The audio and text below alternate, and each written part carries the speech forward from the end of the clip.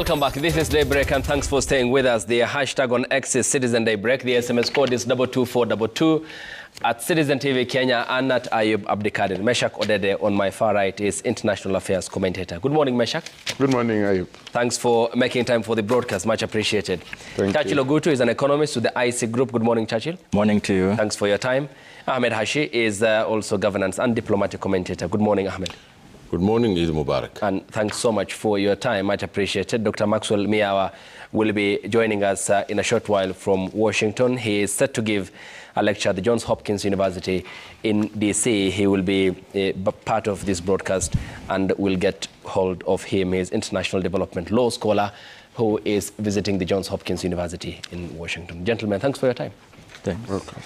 Well, a lot has happened and hardly satisfying to an extent, but let's focus on the impact of it on the continent. And first, beginning with you, Churchill, of course, from the economic perspective, does the moment regarding Donald Trump's tariffs present Africa with the political consensus needed for growth and economic stability? Thanks. I mean, if you look at the tariffs, it's something that was coming, that with Trump, even during his campaign rhetoric, he was now alluding to the fact that he'll introduce the tariffs. But the way that the tariffs have been introduced is quite problematic. Mm-hmm. On one hand, there's a report that came out, Foreign Trade Barriers, and which enumerates a number of issues that the Trump administration will want to see from its bilateral trade partners. Things such as the tariff barriers, non-tariff barriers, mm-hmm. things to do with the currency manipulation or whatnot, and then the actual tariffs that were imposed on all its bilateral countries. Yes. So no country was left spared. So if you look at even the way that they calculated those tariffs, I mean, it's quite problematic. Okay. People even are challenging the rationale of the actual tariffs. But that notwithstanding, there's an opportunity of even consensus, even from an African perspective, because you find that the kind of engagement, the trade primarily that was between Africa and the US was through AGOA, African Growth and Opportunity Act. It's expiring by September this year. But even that was duty-free. It was under duty-free agreement. But it's like now we are being punished for being part of AGOA. Kenya was the second largest importer to the US under AGOA agreement, and here we are now being slapped with a 10% tariff. So it now calls towards some negotiations of sorts on a bilateral basis. And if you look at it this way, Trump administration is just looking at one facet of it, the trade balance. Okay. We also have what we call the services. And if you look at the services, the US is quite a main importer, so to speak, to the African continent. If you look at the financial services and all those other services that the US imports to other countries. So it's one-faceted, but I think even going forward, at least there was a reprieve. A number of countries which had tariffs imposed higher than 10%, at least they are getting some reprieves, with the exception here being China. And how important is it for the continent now to leverage on the free trade area that was created, given that there are no assurances around renewal of AGOA with the American government? You know who the occupant of the White House is. I mean, what is AGOA if to him NATO isn't as important? What was called the special relationship with the UK isn't either. I mean, how can we leverage on the free trade area that we have created? Yeah, I think it's time now to look inward as Africa. Now that's where African free continental free trade area comes in. So that is an opportunity for Africa now to look forward. Obviously, there are still some challenges implementing Africa continental free trade area that needs to be looked into. But even more than that, also there's some engagement with other regions, say even with the Europeans, Asian countries. So it's a bit of diversifying in the event that now AGOA evidently might be, by the look of things, we may not see it being renewed. Okay. There are some 2 bills in Congress, but from the look of things with the current Trump administration, there's a likelihood that that may not be extended past September 2025. Okay. Mesha, good morning. Good morning. Does the moment call for new social attitudes politically and economically? At some point, I think I may say yes, because at personal level, I think Trump is trying to just force everyone back to the table, negotiating table, to probably rectify some of the mistakes, quote unquote, that he thinks maybe the past regime of Biden had made in terms of trade balance and all that. But this is one man who, again, at the beginning of his first administration, he came trying to show that America should be superpower, because according to him, America is just remaining superpower when it comes to military, but in terms of trade and things like technology, he feels like America is being threatened by other countries, including China and others in the Asian world. And so he is trying to push everybody back to the table by force, to imagine that they can take their superpower place even on trade, on currency manipulation and all that. But I think most of his tariffs were supposed to target China. Okay.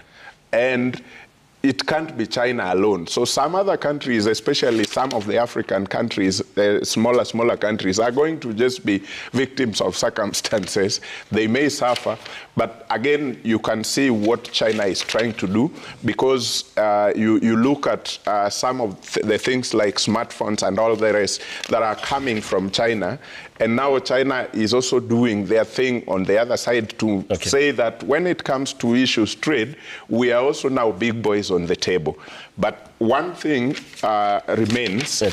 Everybody will go back to the negotiating table. That is for sure. According to your question, yes, people will go back to the table. But like Africa, maybe this, to me, is an opportunity for Africa to now probably start negotiating as African Union, and not just country by country, because some countries are not even able to negotiate for themselves everything according to what will make Africa grow. But if we negotiate as a team, as a continent, it will give us more power in terms of business and trade. Ahmed, certainly if we are to talk about the continent, there could be the aspect of productivity, which has stagnated. Less than a quarter of farmland in the continent is irrigated, and half of sub-Saharan Africans are not connected to electricity. We can talk about the numbers. But ideally, how does the continent then, in regards to what's happening, ditch decades-old bad ideas in governing ourselves? Invention is the mother of necessity, not the other way around. It's Thorstein Veblen, a great economist. And you could see that the architectonics of capitalism early in the 21st century, spinning on its wheels. But what do I mean by spinning on its wheels? The tariff, the word tariff itself is an Arabic word called arafa. That's where the word comes from. And it is to notify. Just to tell you that I have brought certain amounts of goods, and you're supposed to notify me what these goods are so that I can arafa you, I can tariff you. And throughout time, for the last 500 years, when we have this system of capitalism in the world, the one thing that has been constant is trade wars. Now, if diplomacy is another means of war, then trade wars is a declaration of war. So that's why you see Trump telling the Chinese that he's put 145% tariff on their goods. Why is he doing this? It's doing it for three things. Since 1945, America has been the factory of the world. That has shifted to China. Why is it shifted to China? Because global finance capital was looking for cheap labor. This is the logic of capital. It looks for cheap labor to get products to sell in places where the middle class is developed, so that they can get a return on their money. So what did we do? We let the Moors off something called finance capital. And it is now running amok in the world, doing exactly what it wants. So it went to China under Deng Xiaoping in Shanghai, and it produced the greatest miracle of the 20th century, which lifted 600 million people out of poverty in China, because there was political leadership in that country. And that political leadership saw that China was living 1,000 years ago, and that it had to completely transform itself in the modern period so that it could stand on its feet and not be exploited. You know, the British are the ones who started the Opium Wars in China. Okay. That was a tariff. They went there under the guise of free trade. Mr. Trump is trying to placate his lower middle class, rural workers in the United States, in small town America, that has lost the manufacturing base. But it is impossible for them to come back and give these people $25 an hour to make auto parts in Omaha. So there is a big lie in the American system, or in the American president, Mr. Trump, okay, about these tariffs. And I think that the world has changed, and it's going to be very difficult for him to sustain this thing. Okay. And Churchill, how does then Africa embrace the now on the horizon frontier, given that 72% of the global trade happens through the WTO, much happens outside that, and given the capacity of the continent, of course, certainly can't retaliate as China did or other countries did, for example, the EU. What are the options on the table for the continent? If you look at, in the context of Africa and US trade relations, it's not as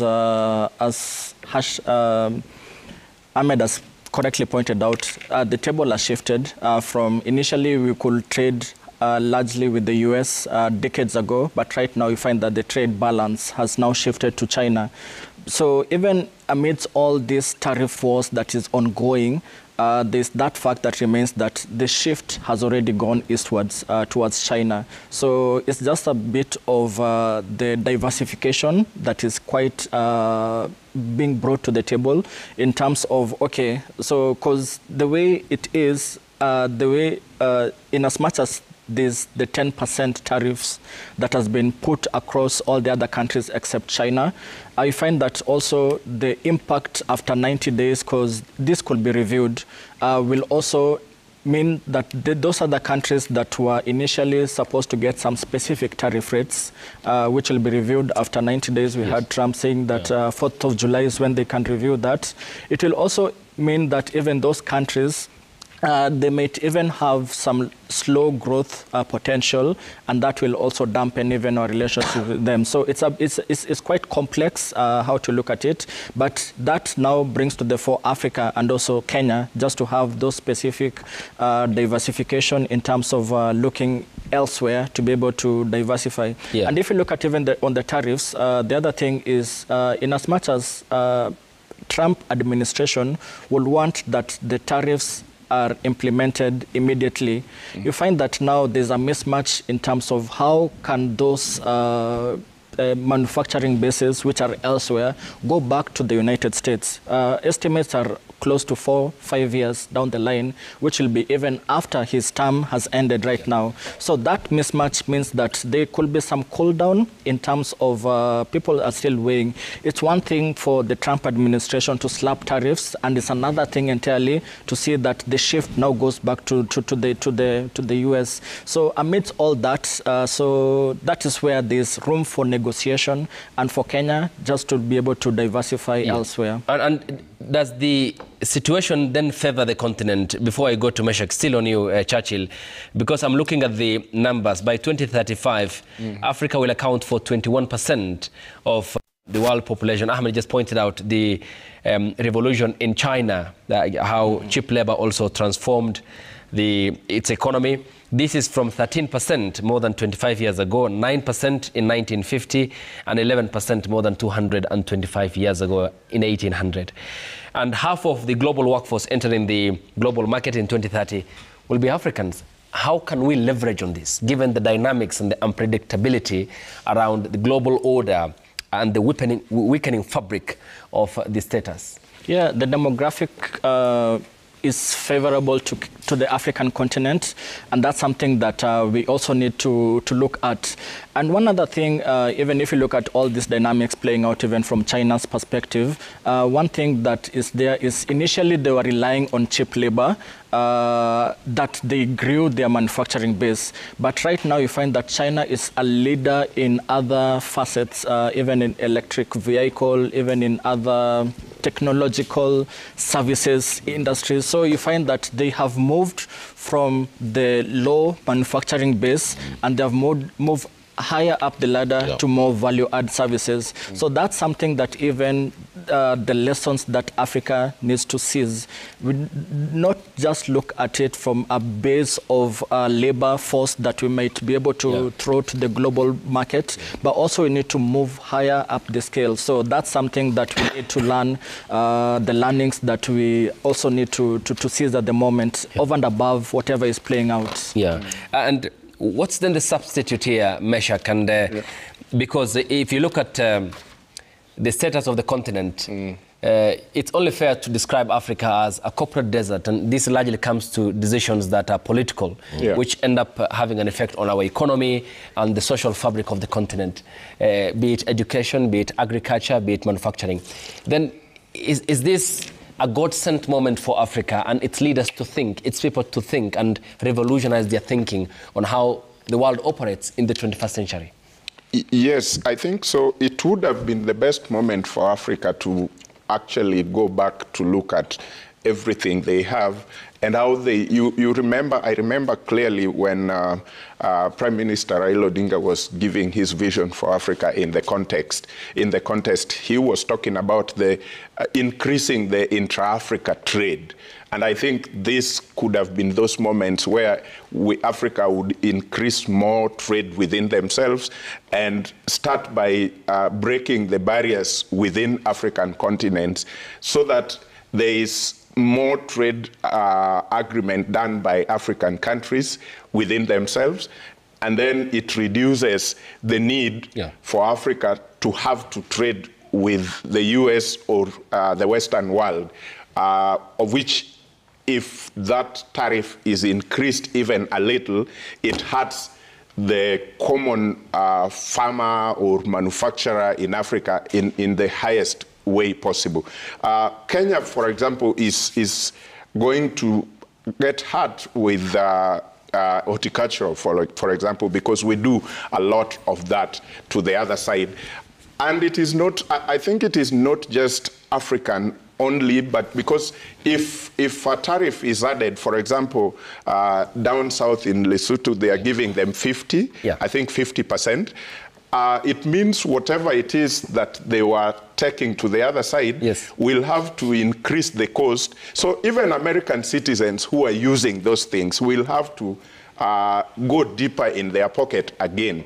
But because they know what they are getting out of it, now for us it is a moment for Africa to look at why are Africans beginning everything with the West in mind? Because most of our businesses are beginning with the West in mind. I am going to manufacture this and my market is on the other side. Now intra-Africa trade will give us a market, because after China, I think Africa has got 1.something billion in terms of population. Isn't that a big market enough to attract others to also come, if it is well organized? Look, we were incorporated into the global economy way before 1945. But for purposes of our viewers, the Atlantic Charter that was signed by Franklin Delano Roosevelt and Winston Churchill near offshore in Newfoundland in Canada broke what was called the Sterling Area. The Sterling Area was, if you remember from your history books, is the area in which the British Empire controlled a massive amount of markets in the world. And the Americans wanted to break this market so that American manufacturing could export at lower tariffs throughout the world.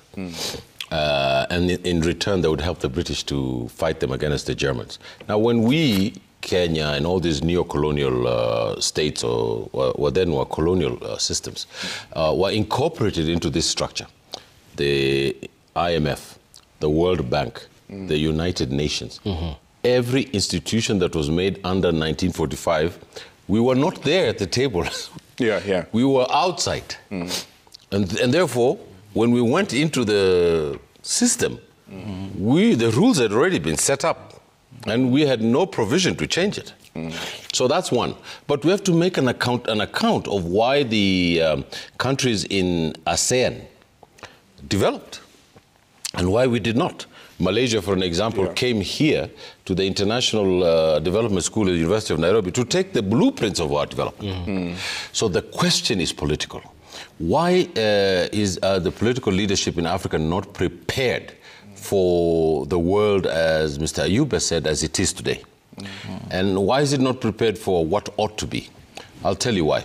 I think the political class that we have in Africa is just a disaster, particularly the ones in East Africa. Okay. Because if the political class in East Africa had abolished the borders, had one currency, free movement of labor, and an open investment climate in this region, I think investment, the same type of investment that went to China, Thailand, went to Cambodia, would come here. Nobody's going to get a charhani. You know, a charhani is sewing machine in Omaha. They're not, because they have Tufts University next door. They have an economy that's worth $2 to $3 trillion. There's other options than going to do all this. We don't have an option. Okay, Ahmed, you mentioned the Bretton Woods institutions by far and the global order post-World War II. But then how do we ditch these decades-old bad ideas from political perspective? Because if you look at the copy and pasting of proposals by the World Bank technocrats, the IMF and staff, the billionaires from the West on micro policies, to the extent of even deploying mosquito nets for our health programs. I mean, how do we ditch? These are certainly issues that touch on the moral fabric of our societies. And does it touch the very same moral fabric of the leadership in the continent? Yes, it does. I think it exposes their moral indecisiveness. The question here is that why we participate in a political and economic system that absolutely dwarfs us into a little player in the stage of history. And I think that we have to come to grips or come to terms with what is happening. And I'll give you a really quick example. In Burkina Faso, there's a young man who's overthrew the government and decided that people are going to have 3 square meals. And within, I think it's 2 years he has had this. There's food self-sufficiency in Burkina Faso today. The investment that is pouring out from the world is unbelievable. He has removed himself from ECOWAS. He has cancelled all the French contracts. His gold and diamonds and all the things that he has in his land are gone out into the international free market, and people are going to buy it. And I think that I wrote a little bit of a quote here today in the morning. 60% of the uncultivated arable land in the world is in Africa. And we import $45 billion of food annually from places like Israel, which does not have... It's a desert. It doesn't have rainfall from January to December. If you go to the fruit market here, you'll see Israeli oranges. Do you think that is a moral issue for a citizen in this country, that we are buying oranges from the desert? Do you know Saudi Arabia is a bigger food exporter than Kenya? Yet it's 100% desert. It is completely desert. Why is it that it's exporting food? It's because they have innovation and political leadership that have decided that we're not going to be just lackeys in this system. Our president is going to China today. Do you know what he's going to do? He's going there with a begging bowl, because we cannot pay our recurrent, we cannot pay our debt, we cannot pay our deficit. We are caught in a vicious cycle. So he wanted to tax everybody so that he could try and pay those things. And the people said, we're tired of you taxing us, because the money that you take from us goes into private accounts in a Swiss bank. That's the major difference between political leadership and conmanship. Okay. Churchill, when we get back from the break and Meshach, we proceed with the discussion on the specifics, Churchill, that you'll provide on what then this means for Kenya regarding the Trump tariffs 2.0 and his second coming in Washington, D.C. and the diplomatic dance around now how the world is reacting, including the European Union, no longer the special relationship between the United Kingdom and the United States, as well as Canada, which has been a traditional partner of the United States, and Mexico down South Africa in the southern part of the world, as well as China and East Asia, where all eyes are now set as the alternative, and how Xi Jinping and China are harvesting from the crisis caused by Donald Trump in America. All that after the break here on the broadcast. Stay tuned.